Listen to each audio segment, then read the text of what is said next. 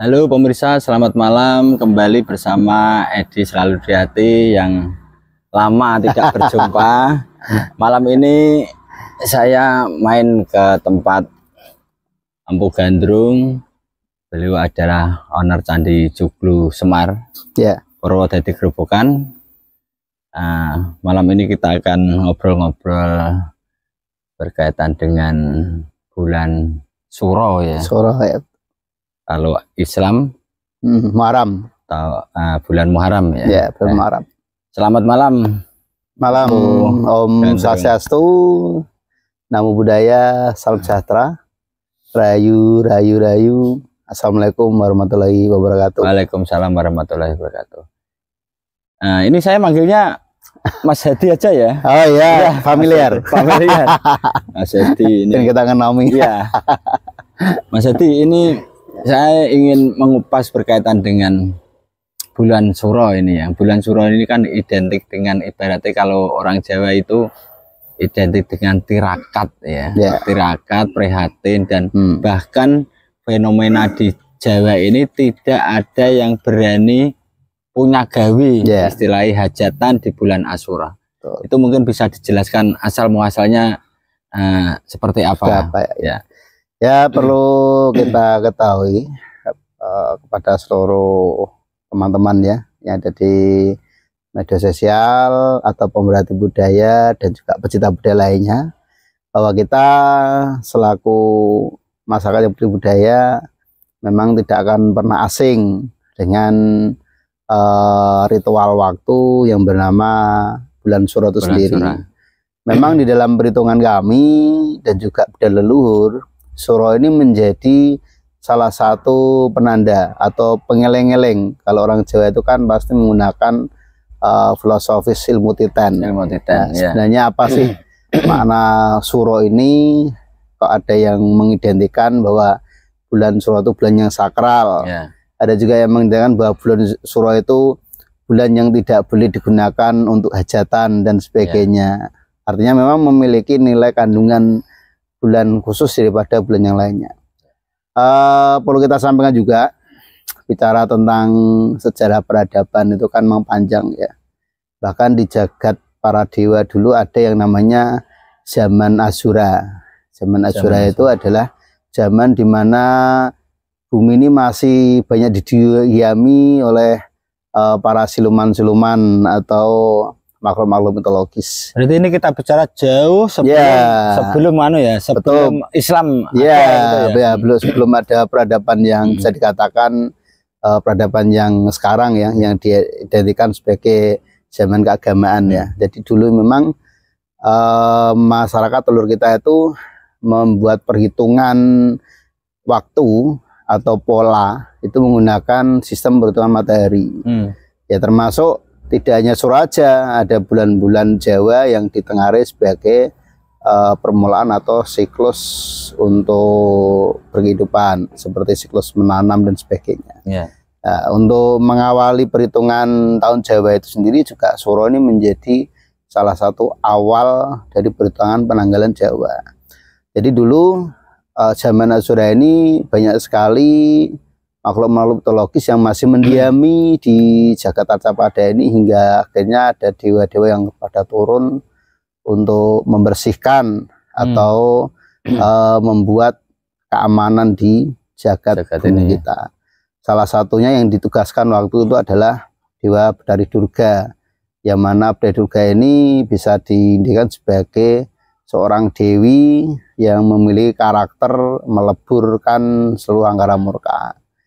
Jadi bisa jadi para leluhur itu atau para dewata mengutuskan Dewi Durga ini untuk menghabisi para asura-asura yang ada di bumi agar bisa dimulai peradaban baru bernama kehidupan manusia modern seperti kita. Dan itu kejadiannya di bulan itu gitu. Ya, itu di istilahnya dititeni atau ditengarai ya. Dengan habisnya bangsa Asura itu dimulailah sistem perputaran kehidupan baru atau disebut juga sebagai bulan Suro. Bulan Suro. Tapi juga selain itu juga banyak juga di beberapa apa istilahnya pemahaman Jawa ada juga cerita di zamannya Lembu Suro dan Dewi Kili Suci, yang mana Lembu Suro ini digambarkan sebagai manusia yang penuh dengan kesaktian, tapi memiliki wajah buruk atau seperti halnya dengan manusia berkepala kerbau, yang mana waktu itu ingin melamar Dewi Kili Suci untuk menjadi permaisurinya. Sehubungan wajah beliau itu tidak tampan, Dewi Kili Suci membuat sayembara untuk dibuatkan sebuah sumur atau patirtan untuk keabadian. Yang singkat cerita, karena tidak ada rasa cinta, Lembu Suro ini ternyata sanggup dengan kesaktiannya membuatkan sebuah sumur yang sangat dalam hingga memunculkan sumber mata air. Di tengah-tengah sayembara itu, Dewi Kili Suci menimbun lubang sumur itu hingga Lembu Suro itu tewas tertimbun oleh lubang yang diobat sendiri. Dan dengan kekecewaan itu Lembu Suro juga bersabda, khususnya di sekitar Gunung Kelut, peradaban tinggi Jawa Timur, bahwa nanti Tulung Agung akan menjadi sebuah telaga atau samudra. Terus di Kediri nanti akan jadi bencana, sampai di Blitar akan menjadi latar dan sebagainya. Nah, titik itulah juga digunakan sebagai tengarai awal tahun baru Suro, di mana seluruh masyarakat khususnya Jawa untuk berhati-hati dan waspada dengan adanya sumpah serapahnya Lembu Suro itu. Dan untuk menebus karma atau kesalahan Dewi Kili Suci, beliaunya berikrar untuk tidak menikah, bahkan menjadi seorang pertapa di hutan untuk menebus karma dan juga menyelamatkan warga di kerajaannya waktu itu. Sehingga Dewi Kili Suci ini menjadi salah satu dewi pelindung untuk masyarakat Jawa. Jadi juga ada banyak cerita versi ya. Terus tapi dari dua itu tadi kan pada intinya kan ada kejadian-kejadian yang notabene itu kelam gitu ya, kejadian kelam, sehingga tidak ada salahnya ketika bulan Suro itu kita prihatin lah, ketika bepergian jauh, ya tunggu dulu, mau senang-senang dalam hal ini, syukuran mantenan anaknya, ya harus ditunda dulu, karena mungkin dari leluhur-leluhur itu kan dulunya yang tentu cerita ini tidak sampai ke kita, ke saya seperti ini niteni. Biar tidak terjadi hal yang tidak diinginkan juga. Ternyata di balik itu tetap ada, ya tadi istilahnya kejadian-kejadian. Kemudian singkat mungkin ya, itu kan akhirnya Islam masuk, Islam masuk menjadi Muharram ya. Ya betul. Sebenarnya, tetapi apakah di daerah, mungkin hanya di daerah Jawa khususnya ya, Suro ini disakralkan kan, karena tetap kita ngambil Suronya ya ketika sakral. Apakah di daerah lain ya, mungkin di Kalimantan, di Jakarta itu, apakah ini tetap untuk hal seperti ini disakralkan juga? Ya, sebenarnya sama saja, karena perhitungan yang dipakai adalah sistem perhitungan matahari. Khususnya untuk yang berkepercayaan atau berkeyakinan terhadap leluhur atau Sang Maha Pencipta ya. Artinya tidak teradopsi oleh pemahaman tentang keagamaan. Mereka masih menggunakan sistem tata surya sebagai pola perhitungan musim. Nah, tentu itu akan identik dengan perhitungan Jawa yang dimiliki oleh masyarakat kita. Baik di Kalimantan, Sumatera, mereka masih menganut kepercayaan seperti itu. Yang kedua, menyikapi dengan perubahan fenomena lingkungan sosial kita, dengan adanya berbagai macam keyakinan keagamaan masuk di Indonesia khususnya Jawa. Di zaman era Kesultanan Hanyawokusumo, Sultan Ageng Hanyawokusumo itu mengadopsi atau menggabungkan bagaimana kultur Jawa ini bisa bersatu dengan perhitungan Islam, dengan membuat sistem penanggalan baru menggunakan perhitungan bulan. Perhitungan bulan inilah yang akhirnya menjadi perhitungan awal atau 1 Muharram di Jawa. Sebenarnya itu sama saja, cuman sistem perhitungannya yang berbeda. Kalau Suro itu menggunakan perhitungan matahari, kalau Muharram itu menggunakan sistem perhitungan bulan. Yang mana sistem ini akan menjadikan perhitungan untuk bercocok tanam, khususnya untuk masyarakat Jawa yang mayoritas petani.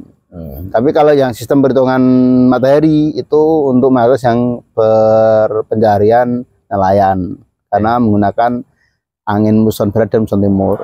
Tentu dengan adanya perhitungan tahun baru Islam yang didesain oleh Sultan Ageng Nyekorusumo ini akannya menjadi nilai-nilai luhur khususnya untuk masyarakat Jawa yang sudah menganut tentang ajaran agama Islam sendiri. Dan itu sudah mulai ini istilahnya menetralisir ya. Yang bahasa singkatnya Suro itu identik dengan nilai kesakralan mistis. Di Muharram disucikan menjadi tahun baru dengan penuh harapan. Nah, ini akan menjadi nilai-nilai luhur tersendiri khususnya untuk kita sebagai penganut agama Islam, bahwa satu suro tidak diidentikan menjadi sesuatu yang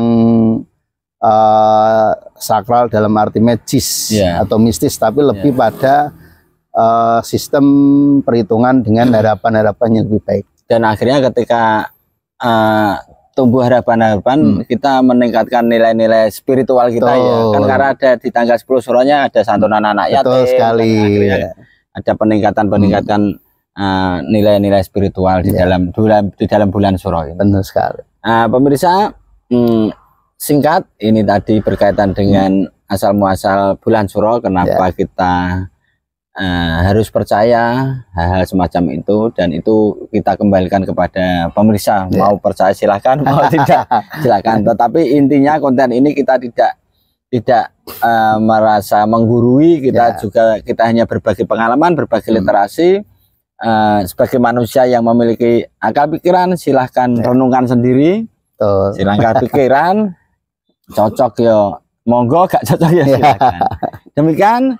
Nanti kita lanjut habis ini di slide 2 kita akan bicara kenapa ada istilahnya Jamas Pusoko di bulan Suro. Terima kasih.